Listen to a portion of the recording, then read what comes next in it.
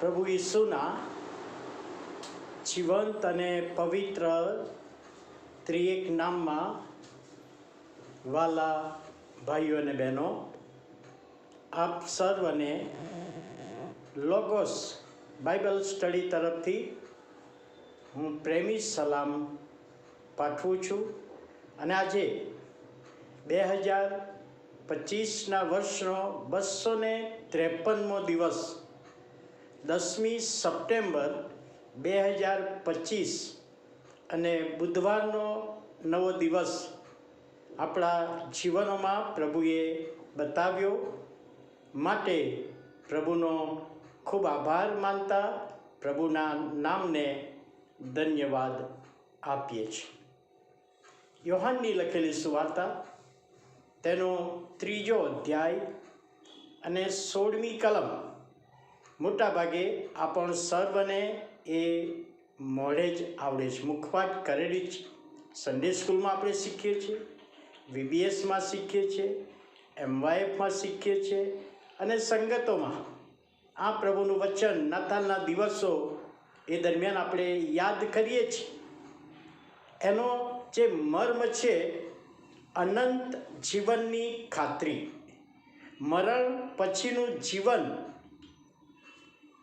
જે ફિલ્મ જગતમાં Sridevi film actress જ્યારે મરણ પામી અને એના થોડા દિવસો પછી એક પેપરમાં લેખ હતો અને લેખ પ્રમાણે એક પત્રકારે આ શ્રીદેવીનું ઇન્ટરવ્યૂ લીધું હતું અને એમને કહ્યું હતું કે તમારા જીવનમાં કોઈ દુઃખ હોય તો જણાવો.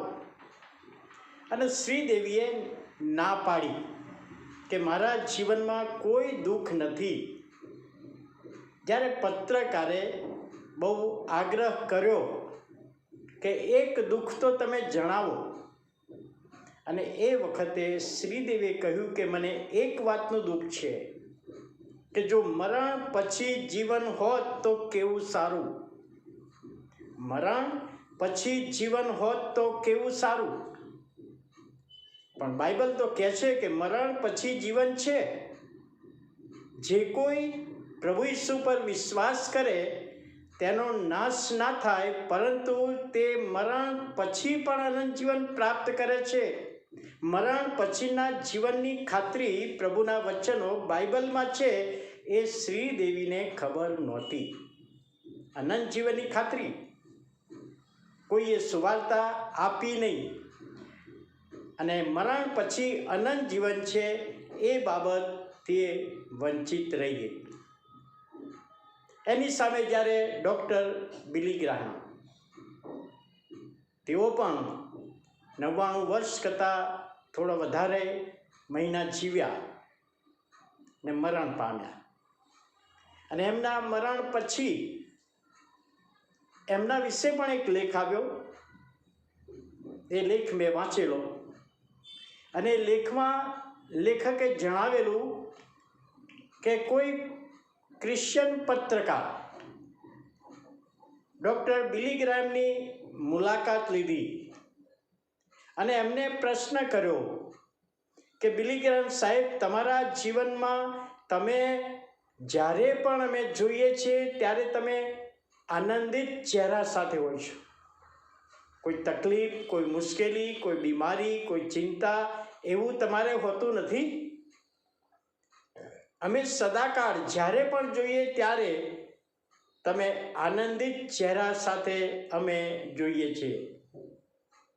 અને ત્યારે બિલી ગ્રાહમ સાહેબે પત્રકારને કહ્યું કે મારો ચહેરો આનંદિત રહે છે એનું કારણ એક જ છે કે અત્યારે મારું સરનામું, પૃથ્વી પર રહેવાનું સરનામું એ નેશવેલનું મારા ઘરનું સરનામું છે.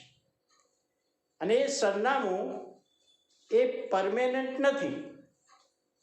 એ સરનામું પરમેનન્ટ નથી, પણ જ્યારે હું મરણ પામીશ ત્યારે મારું સરનામું બદલાઈ જવાનું છે. મારું સરનામું સ્વર્ગનું થવાનું છે એ બાબત મને યાદ છે અને માટે હું આનંદિત રહું છું. તો વાલા ભાઈઓ અને બહેનો, જે બાબત આજે આપણે જોઈ છે અને એમાં એક વ્યક્તિ જે અનંત જીવન હોત તો કેવું સારું એવી સાક્ષી આપે છે, અને બીજા વ્યક્તિ અનંત જીવન મળવાનું છે એની સાક્ષી આપે છે.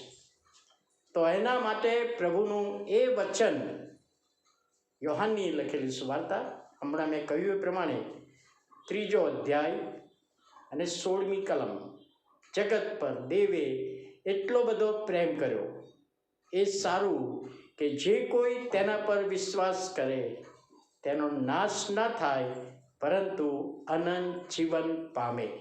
અને એ અનંત જીવનની ખાતરી એના પર વિશ્વાસ કરનાર વ્યક્તિઓને પ્રભુએ આપી છે, અને એ માટે પ્રભુનો આભાર માનીએ. ખ્રિસ્તી વિશ્વાસમાં મોટી આશા એ તો અનંત જીવનની છે, અને એ આશામાં પ્રભુ એનો આગળનો આશીર્વાદ આપે, એ જ આપણે પ્રભુને પ્રાર્થના કરીએ. પ્રભુ, અમે તમારો આભાર માનીએ, તમારા નામને ધન્યવાદ આપીએ છીએ. અનંત જીવનની ખાતરી એ તમે તમારા પર વિશ્વાસ કરનારને આપી છે, અને એ ખાતરીને માટે આભાર માનતા તમારા હાથોમાં સોંપાઈએ છીએ. પ્રભુ ઈસુના નામે સાંભળો, માન્ય કરો. આમેન.